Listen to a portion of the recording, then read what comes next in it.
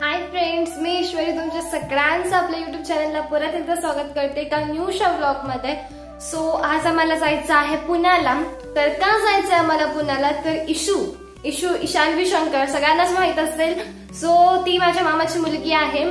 तर मामाच्या पूजेला जायचं आहे मला, घराच्या वास्तुशांतीला।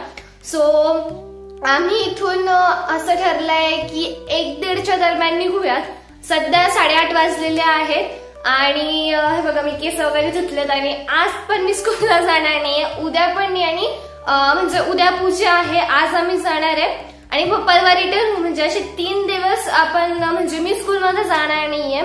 सो पॅकिंग वगैरे जी आहे ती अर्धी झाली आहे, माझी थोडीफार राहिली आहे। सो ती करायची आहे, घरातलं सगळं आवरायचं कारण की आता बाहेर चाललोय। सो घर 3 दिवस बंद असेल आणि आल्यानंतर तसाही खूप कंटाळा येतो सगळं करायला।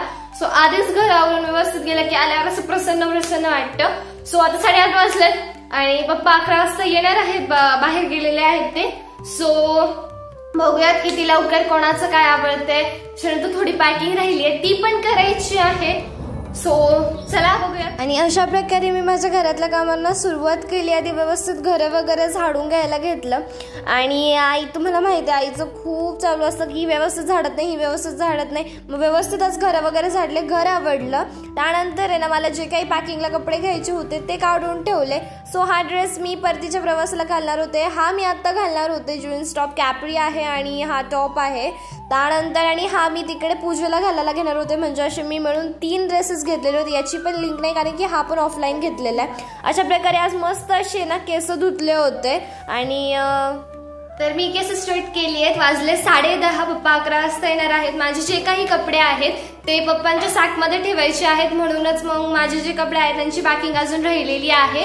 सो 11 वाजता पप्पा येणार आहेत, तर त्याच्यानंतर आम्ही जेवण वगैरे करून 1 ते 1:30च्या दरम्यान बस स्टेशनवर जाणार आहे आणि मग तिथून आमची बस मग आम्ही पुण्याला जाणार आहोत। सो आम्ही आता बसने प्रवास करणार आहोत। तर आईने खायला घेवड्याची भाजी आणि चपाती केली होती। ऍक्च्युअल मध्ये बिलकुल पण मला भूक नाहीये, आता मला खावा लागणार, तशी भूक नाहीये पण तरी खावा लागणार आहे। सो चला आपण जेवण करूया मग। So we are ready. सो आता आम्ही चाललेलो आहे, 1:30 वाजलेले आहे। सो आता आम्ही चाललोय, बघूया आपल्याला कुठे सीट भेटते काय भेटते। एक तर बसमध्ये सीट भेटायचं तर खूप मोठं टेन्शन असतं, स्पेशली ड्रायव्हरच्या तिकडे मला नको असते कारण की तिकडे बऱ्याच असं म्हणजे डिझेल वगैरेचा स्मेल येतो आणि त्याने त्रास पण भरपूर होतो। त्याच्यामुळे कंडक्टर जिकडून असं ना त्या साईडला लाईन जर सीट भेटली ना तर खूप छान होईल। तर होती आमची 1ची बस आणि बस यायला भरपूर टाइम लागणार होता कारण की काहीतरी टेक्निकल प्रॉब्लेम आला होता। त्याच्यानंतर 2 वाजता आमची बस आली आणि फायनली आम्ही आमचा प्रवास सुरू केलेला।